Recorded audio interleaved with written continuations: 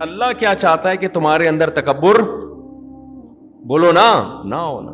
تو غلامی سکھا رہے, جاؤ کنکریاں مارو.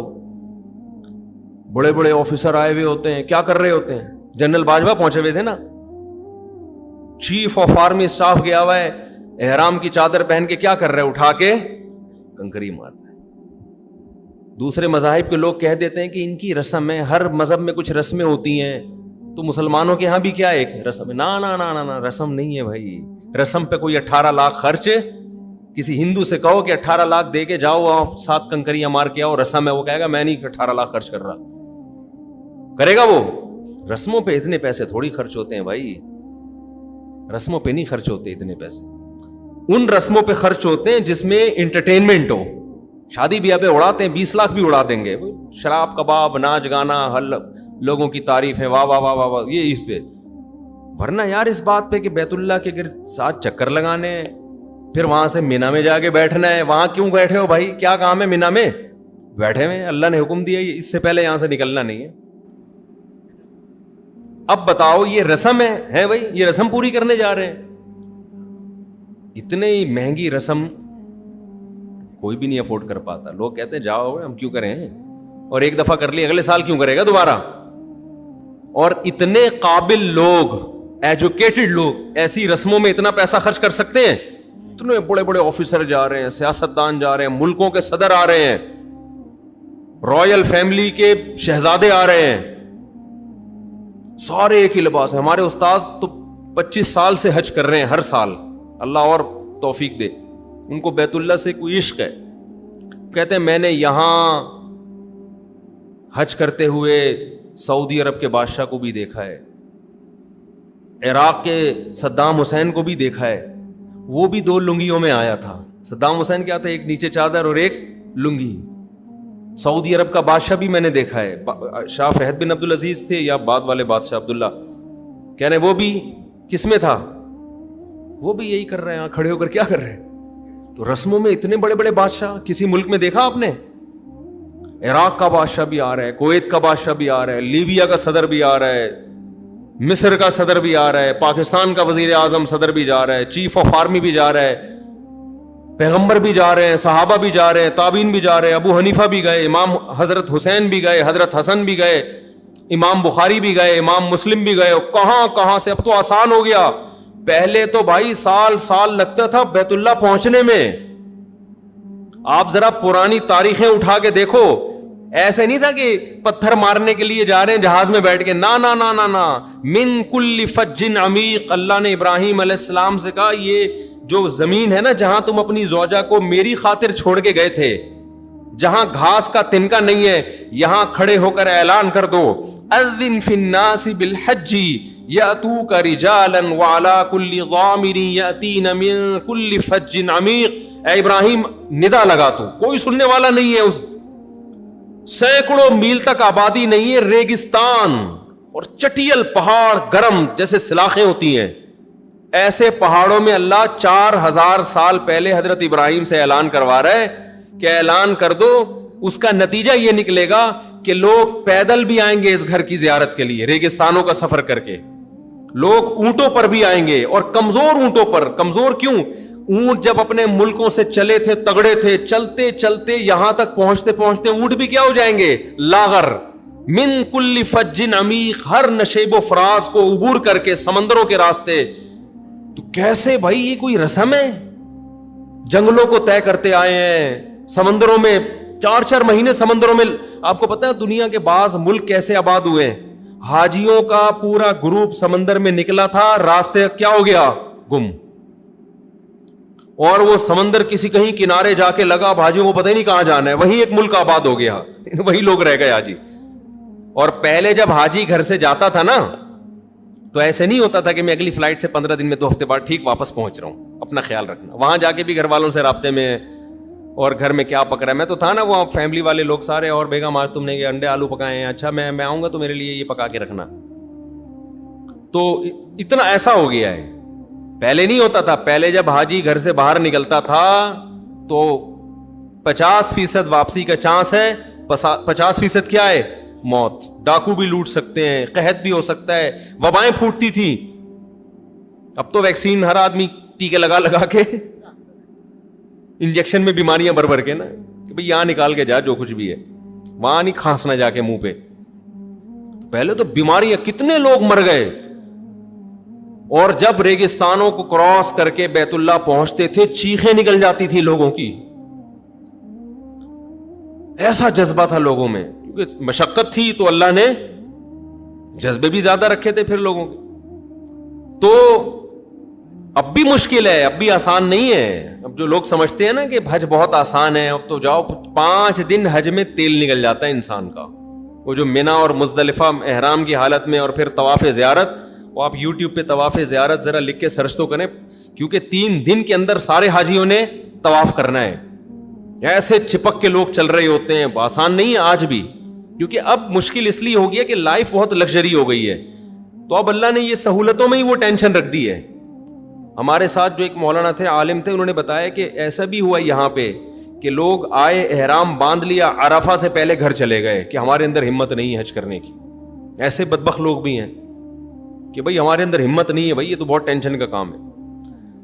تو تبھی تو بھاگنے کی کر رہے ہوتے ہیں لوگ جلدی جلدی. تو رسم ہے یہ، دنیا میں کہیں اتنی مہنگی رسم نہیں ہوتی، اور جس میں کوئی انٹرٹینمنٹ نہیں ہے. ایک احرام میں جب انسان اتارتا ہے اتنا سکون ملتا ہے، اپنے شلوار قمیض میں آ گیا. بھائی کیا سکھایا جا رہا ہے؟ غلامی. کیا سکھایا جا رہا ہے؟ غلام ہو، پیسہ خرچ کرو. اور اللہ نے دھمکی کتنی بڑی دی ہے جو حج نہ کرے. کرنا کیا ہے؟ وہاں جا کے اللہ کے گھر کے چکر، اور پہلے 3 چکروں میں رمل کرنا ہے. اس میں بھی لوگوں کو شرم آ رہی ہوتی ہے. جب آپ حج پہ جاتے ہیں پہلے 3 چکر میں کندھا کھولنا ہی ہے. اب جس کی طبیعت میں حیا بہت زیادہ ہے اس کے لیے کندھا کھولنا آسان نہیں. کہہ رہے یار اللہ 2 چادریں پہنا دی، اسی پہ مشکل ہو رہا. اللہ کیا کہہ رہا ہے؟ یہ کندھا کھولو، اور پھر پہلوانوں کی طرح اچک اچک کے چلو 3 چکروں میں. نہیں چلا جا رہا ہوتا، لوگوں سے شرم آ رہی ہوتی ہے، کبھی چلے نہیں اس طریقے. ایک صاحب نے تو مجھے کہا، اپنا واقعہ بتایا، ہمارے ریلیٹیو ہیں، کہہ رہے میں کبھی زندگی میں نے ورزش کی نہیں ہے، 55 60 65 سال ان کی عمر تھی.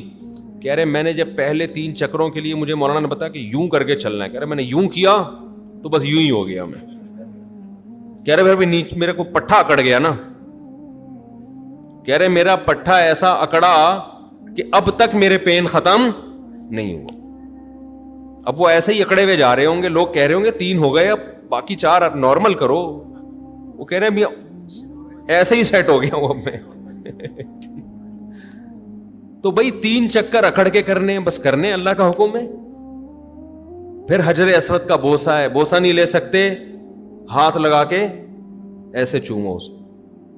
تو یہ سارے کام وہ ہیں جن میں ہماری عقل کام کرنا چھوڑ دیتی ہے. صفا مروہ پہ دوڑو، یہاں سے یہاں تک دوڑ لگانی ہے، یہاں سے یہاں تک چلنا ہے.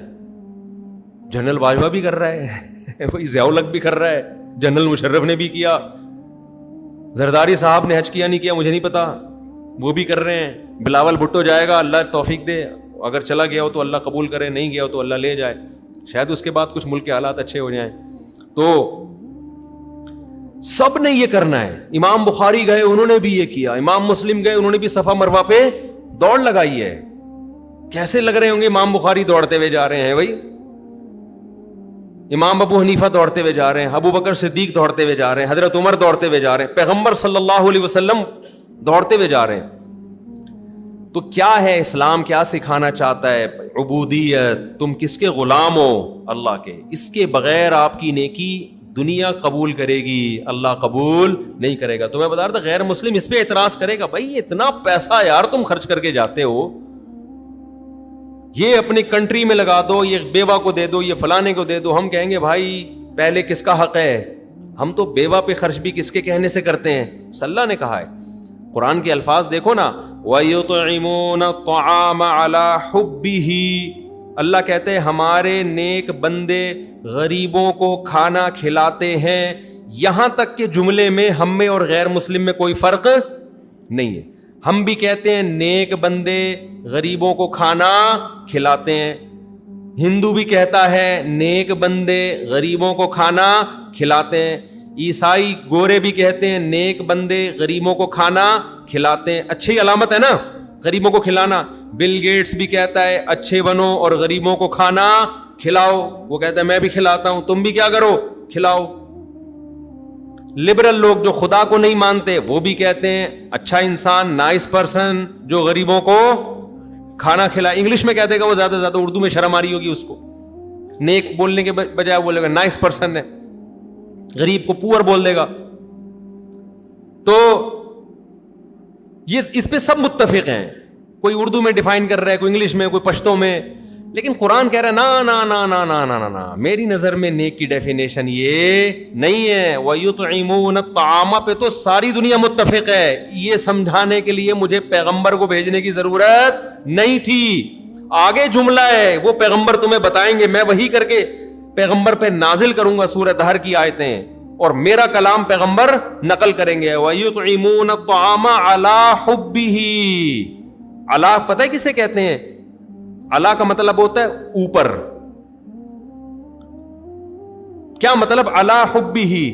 میں کہتا ہوں نا القلم علی الطاولہ، تو مطلب کیا ہے؟ قلم تپائی پر رکھا ہوا ہے۔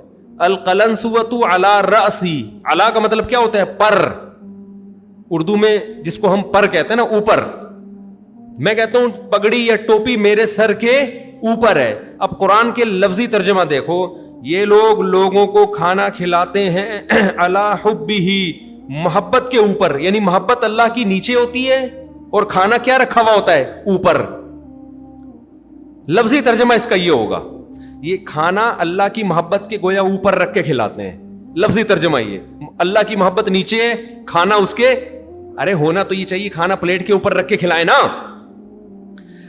بہت مشکل ہے یار بات سمجھانا۔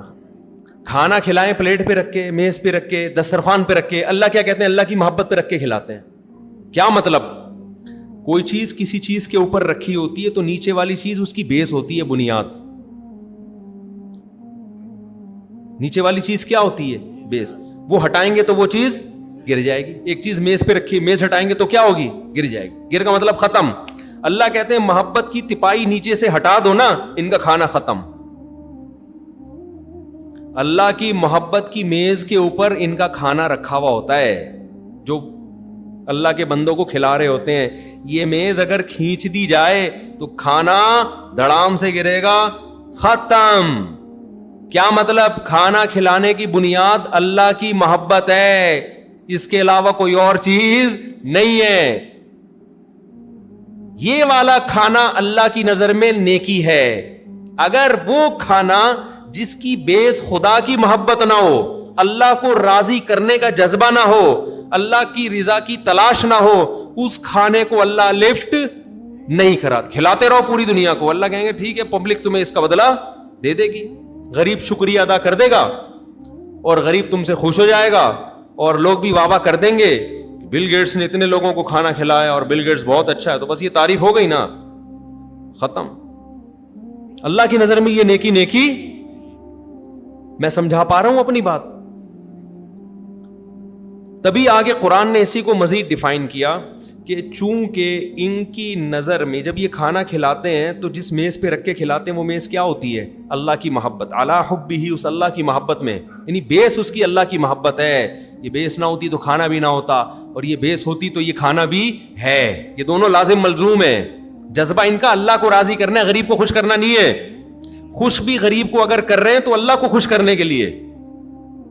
اسی وجہ سے اب قرآن اس کو اور ہائی لائٹ کرتا ہے، اس کو اور ڈیفائن کرتا ہے کہ چونکہ ان کا مقصد اللہ کو خوش کرنا ہے، غریب مقصود نہیں ہے، تو اس لیے یہ غریبوں کو کھانا کھلانے کے دوران ان کو یہ وضاحتی بیان جاری کر رہے ہوتے ہیں، انما نطعمکم لوجہ اللہ، دیکھو ہم تمہیں کھلاتے ہیں اللہ کی خاطر، لا نرید منکم جزاء ولا شکورا، لہذا ہمیں تم سے اس کا بدلہ اور شکریہ نہیں چاہیے۔ میں سمجھا پا رہا ہوں اپنی بات؟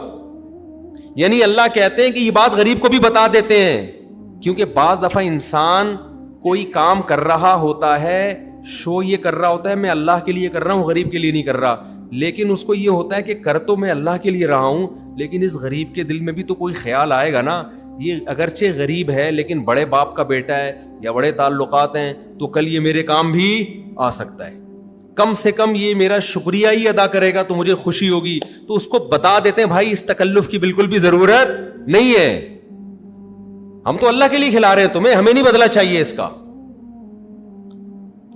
یہ ہے اسلام اور غیر اسلام میں فرق. اسلام آپ سے اللہ کی غلامی, اسلام کہتے ہیں جتنی نیکیاں ہیں نا اس کی بنا کیا ہونی چاہیے, خدا کی غلامی, عبودیت. تبھی وہ اس غلامی سکھانے کے لیے ہم سے ایسے کام بھی کروائے جاتے ہیں جو بظاہر illogical ہوتے ہیں, یہ بتانے کے لیے کہ تو اپنے آپ کو سمجھتا کیا ہے. اگر اسلام میں صرف یہی حکام ہوتے ہیں نا, غریبوں کو کھانا کھلاؤ, بیواؤں کی مدد کرو, تو پھر غلامی کہاں سے ثابت ہوتی؟ یہ کیسے پتا چلتا یہ اللہ کو مان کے کر رہا ہے, یہ اللہ کی مانے بغیر اپنے جذبے سے؟ اللہ نے ایک علامت بتا دی کہ کچھ حکام ایسے دوں گا, پیسہ بڑا خرچ ہوگا, محنت بہت ہوگی, آؤٹ پٹ بظاہر کچھ بھی نہیں ہوگا اس کا, وہ ہے قربانی ہے. تو میں وہ مثال دے رہا تھا, قربانی ہے, حج ہے, اور بہت سارے حکام ہیں. تو میں یہی سمجھا رہا تھا کہ آپ بل گیٹس کو یہ کہیں کہ 100 دفعہ صبح پڑھا کرو لا الہ الا اللہ وحدہ لا شریک لہ لہ الملک ولہ الحمد یحیی و یمیت, کہ وہی اللہ ہے جو زندگی دیتا ہے, وہی اللہ ہے جو موت دیتا ہے. ڈاروین کو نکالو اپنی کھوپڑی سے. وَهُوَ عَلَى كُلِّ شَيْءٍ قَدِيرٌ, اور وہ ہر چیز پر قدرت رکھتا ہے.